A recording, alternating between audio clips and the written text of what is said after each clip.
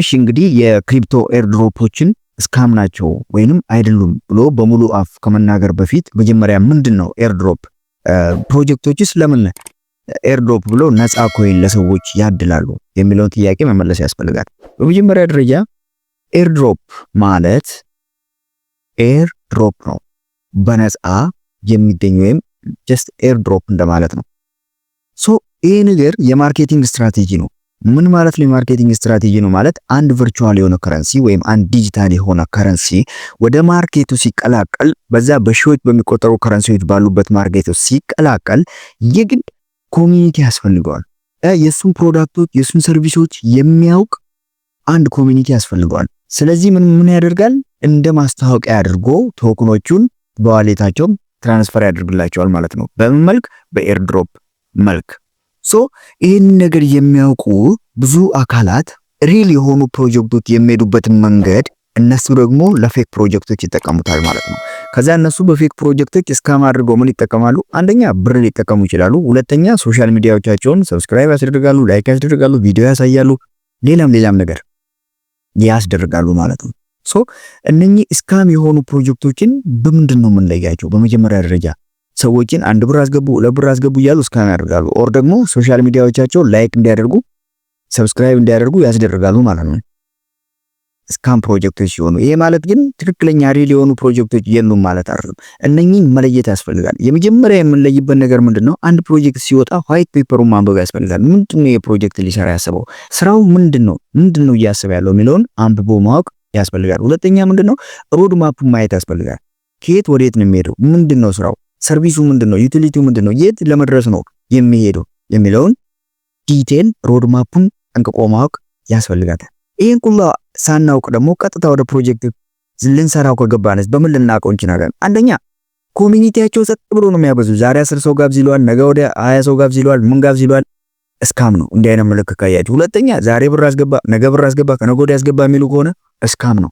እነዚህ ሁለት ትክክለኛ መለያዎቻቸው ናቸው የነኚህ እስካም ፕሮጀክቶች። እንግዲህ እነኚህን ኤርድሮፖች የምንሰራባቸው የተለያዩ መንገዶች አሉ። አንዱ ታፕቱ ኢርን የሚባለው ነው። እንደ ቴሌግራም ታፕ አድርጋችሁ ኢርን የምታደርጉት። አንደኛው ደግሞ ፕሌይቱ ኢርን የሚባለው ነው፣ ጌም ተጫውታችሁ የምታገኙት። አንደኛው ዲፒንግ ነው። አንደኛው ደግሞ ቴስትኔት ነው። አንደኛው ደግሞ ሊኩዊዲቲ የሚባለው ነው።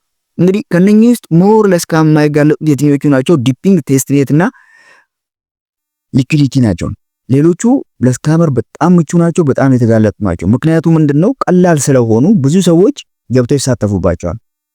ታፕታፕ ከሆነ ታፕታፕ ለማድረግ ቀላል ነው። ማንም ሰው ገብቶ ታፕታፕ ያደርጋል። ከዛ ላይክ አድርግ ይሏል፣ ዩቲዩብ ምናምን በዛው ይጠፋሉ። ይሄ በክሪፕቶ ከረንሲው ስፔስ ላይ ለሚንቀሳቀስ ሰው ስለ ኤርድሮፕ አዲስ ነገር አይደለም። ሁሉም ሰው ኤርድሮፕን ያውቃል። ኤርድሮፕ ብዙ ሰዎችም ከኤርድሮፕ ወስደዋል።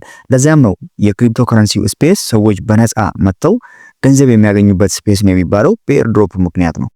ይሁን እንጂ በርካታ ስካመሮች ደግሞ አሉ። ኦልሞስት ወደ 95% የሚሆነው ስካም ነው። ኤርድሮፖች የራሳቸውን አጀንዳ የሚያስከብሩበት ነው የሚመጡት። ለምሳሌ ሶሻል ሚዲያቸውን ላይክ ማስደረግ ሊሆን ይችላል፣ ዩቲዩባቸውን ሰብስክራይብ ማስደረግ ሊሆን ይችላል።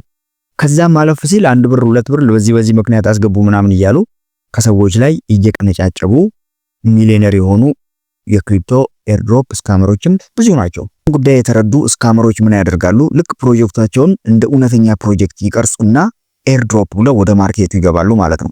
አሁን ላይ ራሱ በጣም ብዙ ኤርድሮፖች አሉ፣ ግን ውሸት ናቸው አብዛኞቹ። ሶ እነኚህ ኤርድሮፖች ከመስራታችን በፊት እነኚህ ኤርድሮፖች ሊጂት መሆናቸውን ወይንም እውነተኛ ኤርድሮፖች መሆናቸውን መለየት ያስፈልጋል ማለት ነው። ከምንለይባቸው መንገዶች አንዱ ምንድነው? ዋይት ፔፐራቸውን በትክክል ማንበብ ነው። ሁለተኛ ሮድ ማፓቸውን በትክክል ማንበብ ነው። ሶስተኛ ኮሚኒቲያቸውን በትክክል ቼክ ማድረግ ነው። ይህንን አድርገን እንኳን ሌላ የሚጠበቅብን ሌላ ነገር አለ። በኮመን ሴንስ ልንለያቸው የምንችልባቸው መንገዶችም አሉ። ለምሳሌ ቶክኑ ጸጥ ብሎ ቀን የሚጨማምር ከሆነ ዛሬ ሊስት ይሆናል ነገ ሊስት ይሆናል እያለ የሚሄድ ከሆነ እስካም ነው ማለት ነው። ሁለተኛ በጣም ብዙ ሺህ ፎሎወሮችን እንዲኖሩት የሚያደርግ ከሆነ ሰዎችን ኢንቫይት አድርጉ፣ አሁንም ስታደርጉ ኢንቫይት አድርጉ የሚላችሁ ከሆነም እስካም ነው። ሌላኛው በሆነ ባልሆነ መልኩ ኤንኤፍቲ ሜንት ለማድረግ ገንዘብ ሊከፈል ይችላል። ግን በሆነ ባልሆነ 5 ብር 10 ብር 20 ብር አስገቡ የሚላችሁ ከሆነ ይሄም እስካም ነው ማለት ነው። ስለዚህ እነኚህ መሰረታዊ የስካም ፕሮጀክቶች መለያዎች ናቸው።